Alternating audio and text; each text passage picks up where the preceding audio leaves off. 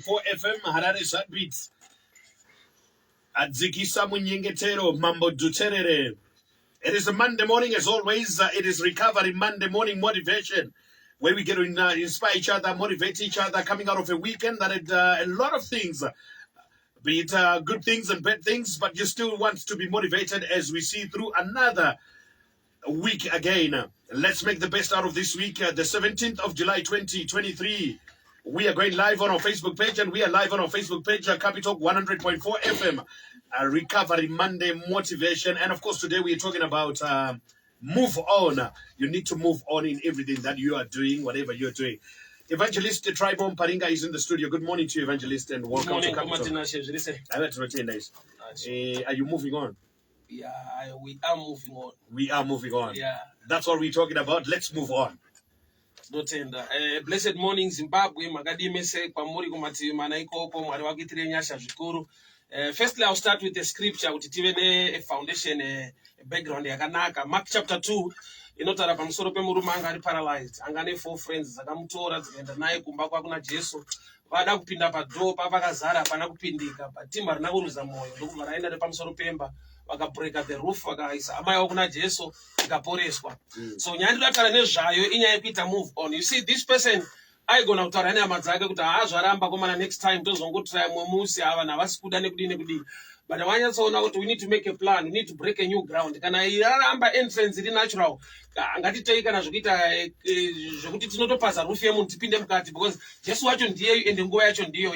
So zvinhu zvinodisappointa mulife, zvinhu zvinodzora kumashure, zvinhu zvinorwadza zviriko. So moving on, I know kuti haisi subject iri easy nekuda kwechallenge yawakasangana nayo. Mumwe padivorce chaipa anotonwa mushonga ita andiramba ari kusara nevana ndozodii zvakawanda zvinodisappoint. Mumwe akatodzingwa basa anopinda padepression, mumwe akadii. But life madisappointments ariko. Newese waunoyemura akachivha zvinhu muupenyu pane paakambodisappointwa somehow. But secret yanga iripo ndeyekungoita move on. Secret yanga iripo ndeyekuita pick yourself up, ungozvigamuchira kuti ndo zviripo. Kazhinji kugamuchira challenge, kugamuchira dambudziko kunorema, kunorwadza to an extent yekuti samuchiona dzimwe nguva kana munhu akanzi arwara, let's say HIV, vanototi ayo anotomboda counseling, nekuda kwekuti unogona kuenda right medication, but if your mindset is not positive, iwewe wacho you become a disease. Yes. Chirwere chinotokundwa newe nekuda kuti mind yako yaprograma kuti ndatofa handina kwandinoenda. So in life nyaya yekuita move on ndeyekudzidzisa kuti madisappointments ariko. Unogona kurwara, wada tiende kunonyora exam, unotadza kunyora, wamwe wako utoenderera mberi wosara. But what I know, a sick man is not a dead man. You can rise up again, you can do things again. So life iri muupenyu ndezvekuti munhu anogona kutoenda kuprison, kujeri chaiko. But tine examples. Mandela was in prison, a lot of prisons vakaita pass through the prison, but they are ruling, vari kutungamirira. Inyaya yekuti une mindset yaunodevelopa one situation iyoyo, rega kuti ndafa. As long we are still breathing, vakudisappointa kana vakaronga zvipi nezvipi, iwe uchironga usemunhu kuti ndadonhedzwa, ndawira pasi, but I need to pick myself up and move on again. Saka uchaona kuti mulife tine vanhu vanoti aiwa dai ndine zvakati, kana ndiri mwana waningi, dai ndakaberekerwa kwakati. Izwi rekuti dai harishande mulife. Izwi rekuti dai rinokukuvadza, rinokudamage more. Gamuchira zviripo, chishanda nazvo. Mwari ari mubatsiri wako. Ndaimbotaura pane imwe nzvimbo ndikati mukaona vanhu vanomhanya marathon, let's say vari kumhanya maraundi dzakawanda muground, pavanomiswa kuti vatange havamiswe vakaenzana, yet i-competition must be fair. But kana vanhu vachimhanyiswa maraundi muground havaenzaniswe. Why? Nekuda kwekuti kumberi uku nenyaya iriko kuti patinonotena ari kure uyu anenge achatena zvakanyanya than ari panapa padhuze panapa. Zvorati munotanga mumwe atori pamberi pako, but zvitori fair izvozvo nekuda kwekuti it's a long run. So in life hatitange pasame platform, hatitange zvakaenzana nekuda kwekuti Mwari vane zvavakaita wire in you, Mwari vane zvavakadeposita mauri, pane zvinotozikanwa zvine chekuita nekumberi kwako. Saka mwana kuti but dai ndakangoberekwawo ndiri mufamily yekuti une kamari mbishana. Hatiberekwe tiine zvese, ndozvifeya naMwari. Tiine zvese, hatiberekwe tiine zvese, but unoberekwa une zvishoma zvinokuunzira zvese. Hatiberekwe tiine zvese, tinoberekwa tiine zvishoma zvaunogona kushanda nazvo kuti zvikupe zvese. For example, sometimes tine footballer, he is not much as intelligent stereki, haasi academically upstairs, haasi kunyatsogona zvimwe zveshe, but chaanogona ibhora. Bhora ndo richamupa business, bhora ndo richamupa family, bhora ndo richamupa dzimba nemotikari zvese. Kuda kuti hauna kupiwa zvese, wakapiwa chidiki chaukuti ukadevelopa chinounza zvese.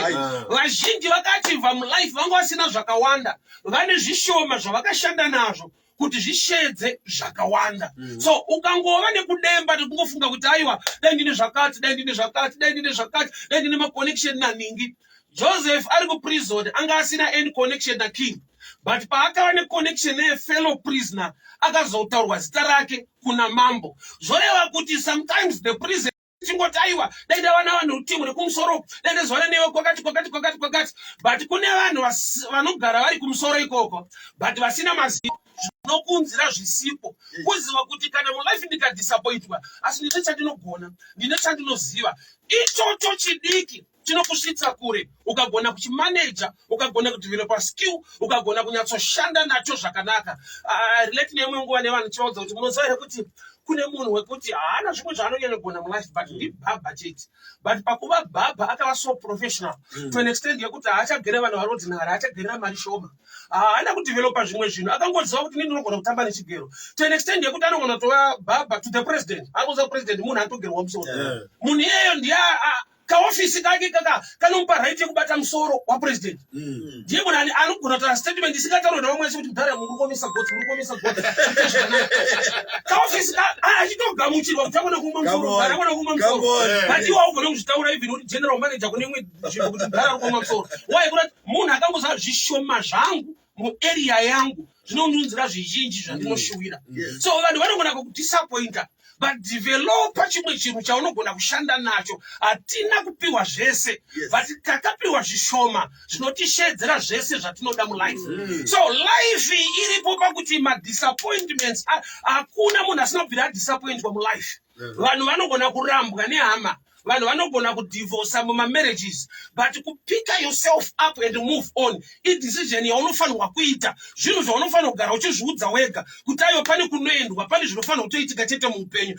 Mwari Bible uchiritarisa, Mwari havana kutanga zvinhu zvakanaka. Bible rinoti kuna bhuku raGenesis, nyika yanga isina shape, yanga iri void, iri empty, ine darkness, and God began. Kuda kuti Mwari haana kumirira kuti zvikanaka ndozotanga kuita zvinhu, but Mwari vakatanga kuita zvinhu nyangwe zvakaipa, kureva kuti ingova nemind yezvakanaka mukuipa kwezvinhu.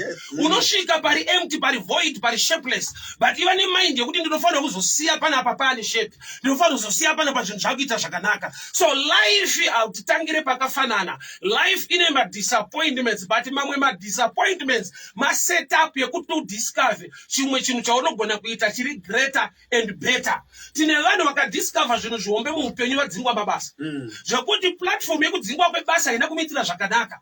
Akatoenda kuworkers committee ikatadza kumira naye akadisappointika zvinhu zvikanetsa, but at the end ari kusaidi ikoko mukudzingwa imomo ane chaaka like to me. Ndine kubasa kwandaitoshanda, pandakadzingwa ndakufara, vanhu vakaita zvavakaita, tikadzingwa ndikatsvaga workers committee ikatonditsikirira futi, ndikabuda ipapo ndichichema kuti kuinda vanhu vadaya, tikatoenda nekumaprofita tikapiwa matombo ekudzoka kubasa kukareka kudzokeka. But today I celebrate, dai ndakadzoka, dai ndakanyura, because pandinodzokerera kunoona timu rangu richingoita zvakaita kudhara izvozvo. So you see kuti there are times yekuti imwe breakthrough yako ibreakdown yako today yauri kugona kuendla better.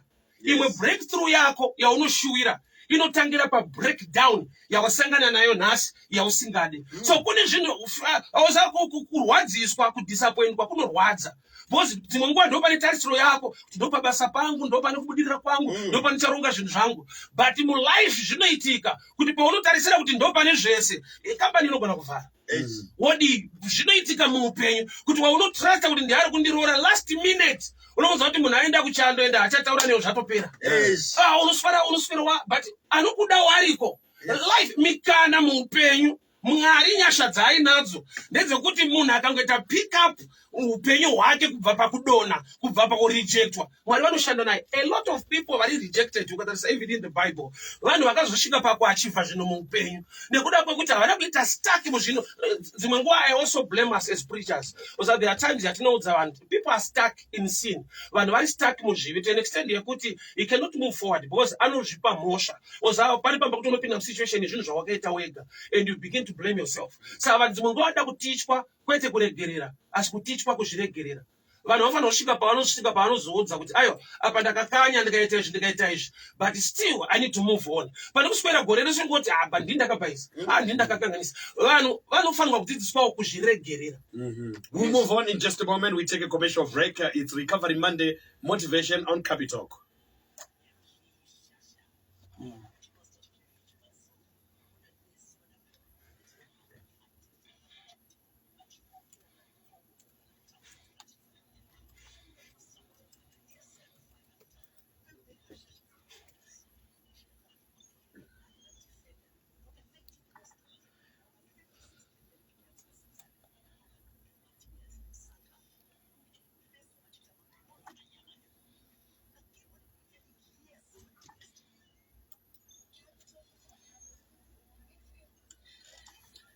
We're talking about moving on. It is Recovery Monday Motivation right here on Capitalk, and we're moving on with our discussion with Evangelist Muparinga. Right, you see, Mkomatinashe, there are times yekuti wakabatikana pana akakurwadzisa, but chawasingagone kuziva ndechekuti akakurwadzisa kuti move on. Akakubohwa, akakudisappointa, akatokangana kuti akakukanganisira. Iye ari kuita move on. Iwe unofa uchingofunga kuti ninga akandidaro here. Iye akakudaro wacho akatozvikanganwa asina basa nazvo. So there are times yekuti unofanira kusvika pakuti unofanira kugona kuzviregerera iwewe kuti aiwa ndakapinda muchidhiriti achina musoro zvinhu but ndakuda kuita move on, ndakuda kuita zvinhu mulife. Don't get stuck muzvinhu izvozvo, especially kana chinhu chinenge sini chivi chekuti unozvipa mhosva unofunga Mwari achandida apa ndakabhaisa ndakazodii. Solution yes sin iriko, but problem ndeyekuti I blame us preachers kuti dzimwe nguva takauya nevhangeri risiriro pakuti kudii indaifungidzira kuti munhu akanzitendeuka kana kuti munhu akanzirepent ari kunzisiya zvakaipa.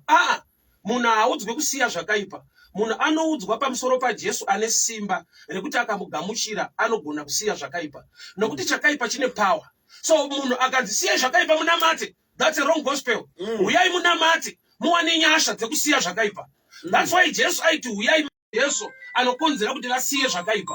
So takapresent a gospel yekuti people are stuck, because my preachers vakanopresent a gospel rekuti vanhu vashande, because kusiya chakaipa is human effort, is the grace of God in you kana wagamuchira Mwari. Saka tineva tinodza kuti kusika wasiya izvozvo. So uchinzwa munhu achiti kuchecha ndienda kumana pane dzandiri kuita, so handidi kutadzira Mwari, ndipe mukana ndipinde. So sometimes people are stuck by information iri wrong, yekuti kana wadai Mwari achakuda, kana wadai unenge uchenza, kana wadai haugamuchirika azviite, the door is still open. Nyasha dzichiriko, Mwari achiri kuda vanhu. Problem ndeyekuti church inogona kusakugamuchira because une nyaya dzauri kuita, gamba anoita kuti nyaya idzodzo dzipere ndiJesu. So outside Jesus you cannot make it. Unofanirwa kutouya kwaari. Saka dzimwe nguva see Peter aiva nebanga, aiva nebhemba mubachi, as a disciple, as an apostle. Zvototi Jesu paaida kubatwa muGetsemani, Peter akabuditsa bhemba akacheka munhu nzeve. Jesu haana kuti Peter saka usi serious waifamba nebhemba. Aiwa vanga vari making process, akati making fishers of men. So we must give people time, because vari making process. So challenge yatinayo ndeyekuti sometimes the church or the preachers taita kuti vanhu vave stuck, varegere kuita move on, because munhu ari kuti kana ndazoita bond chaenda kuchechi, kana ndazoita bond chanamata, kana ndasiya izvi ndichazoya ndozonamata, Mwari andigamuchire. Vanhu ngavauye vakadaro, nokuti Mwari wacho anovagona. Chechi haikugone, Mwari anokugona. So taakuda kuti munhu ave nepfungwa right information yekuziva kuti aiwa zvinoita, I can move on, zvinoita. Saka ndinoda kuti tine macases esuicide. Ndaiudza vamwe pane imwe nzvimbo ndikati suicide is the highest level of pride. Munhu akaita suicide pamberi paMwari haasi munhu angaomerwa, munhu atoomesa, ashaina, adada. Pakuti kudii Jesu paakauya akauya kuzofira zvitadzo zvevanhu. Saka iwe ukatadza kana kuti ukadisappointwa ukazviuraya, uri kungoudza Mwari kuti inini handidi Jesu, dzangu nyaya ndofira ndega. Because kana Jesu akafira nyaya dzako, there is no need yekuti iwe dzako dzikakunetsa udzifire futi. Pride. Kuudza Mwari kuti inini naJesu tiri same team, tese tikangozvikaoma tinongofira nyaya dzedu. So you see kuti suicide chinhu chiri very bad, very dangerous, but zvinoitika. muupenyu zvinoitika nekuda kwekuti vanhu havana right information yekuita move on in life.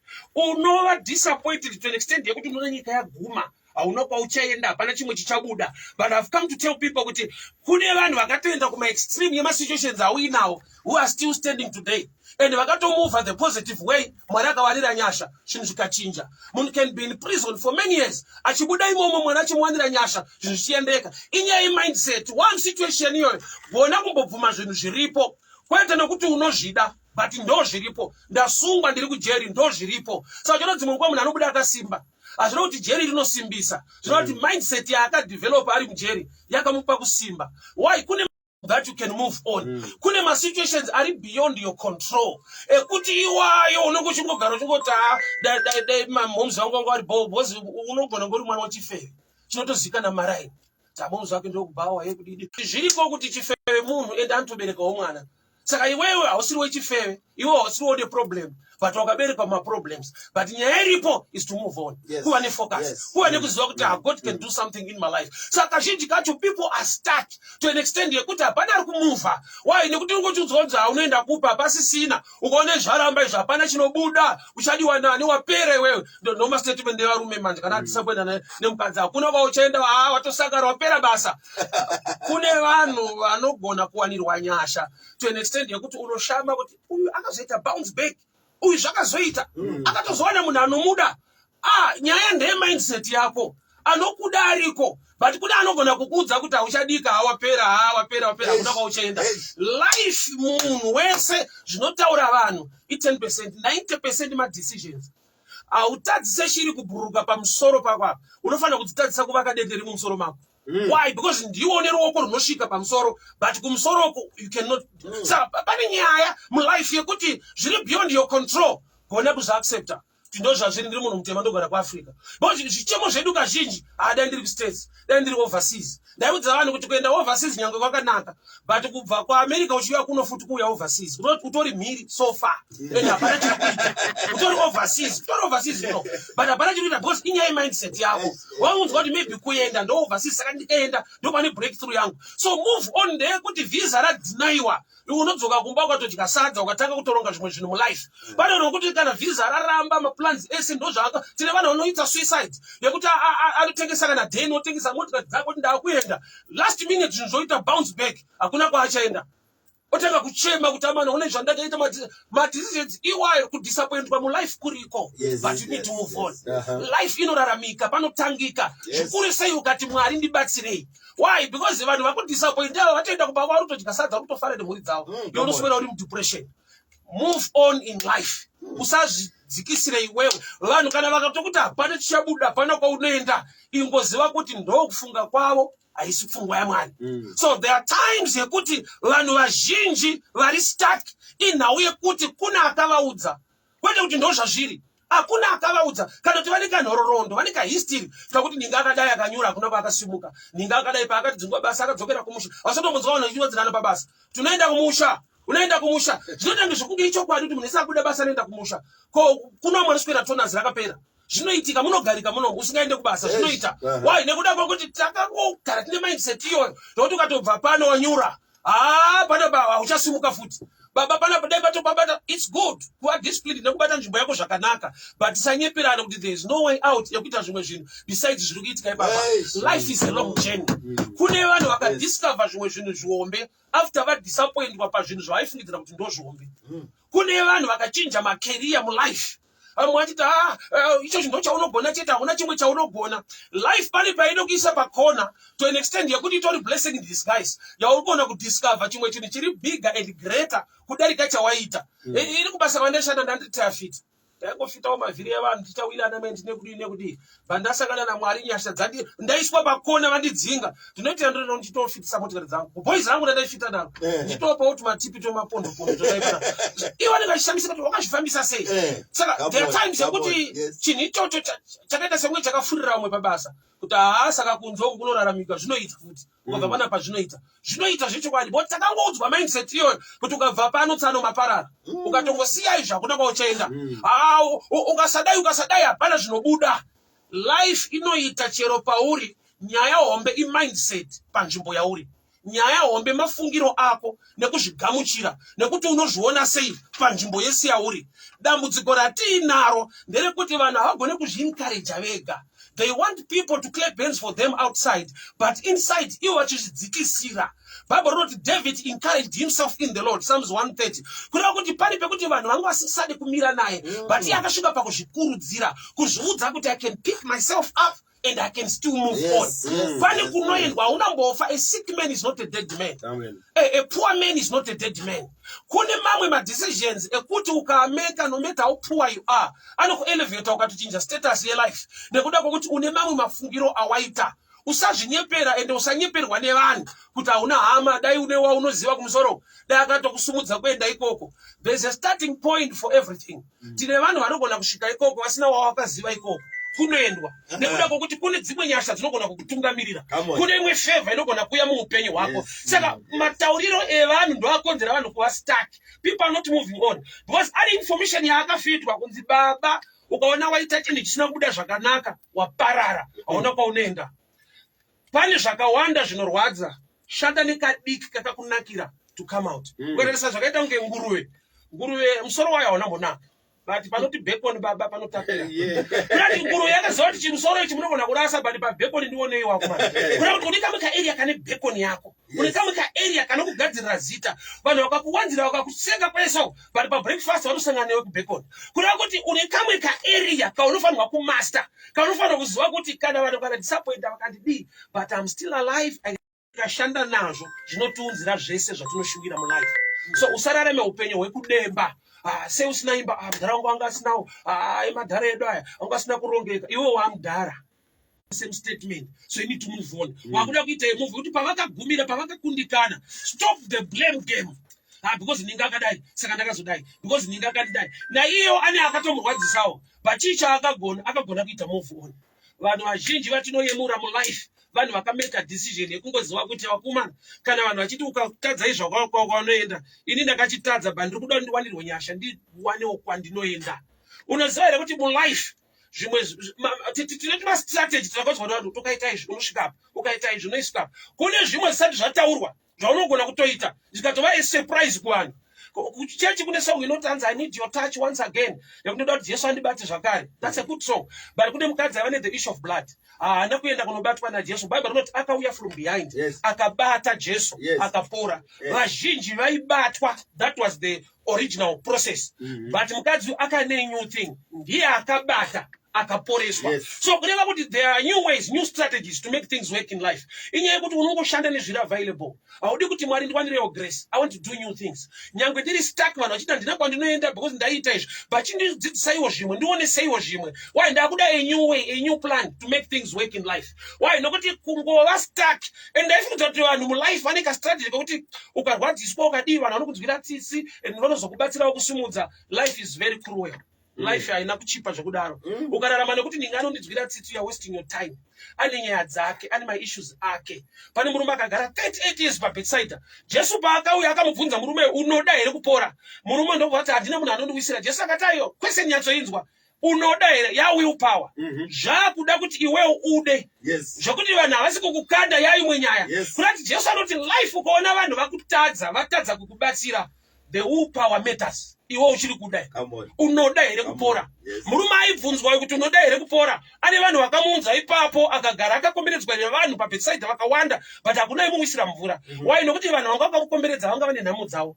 Tine vanhu vatinofungidzira kuti havana nhamo nekuda kwekuti vari better in life palevel yedu, but vane nhamo dzavo. Havagone kuzvipresenta kukuudza.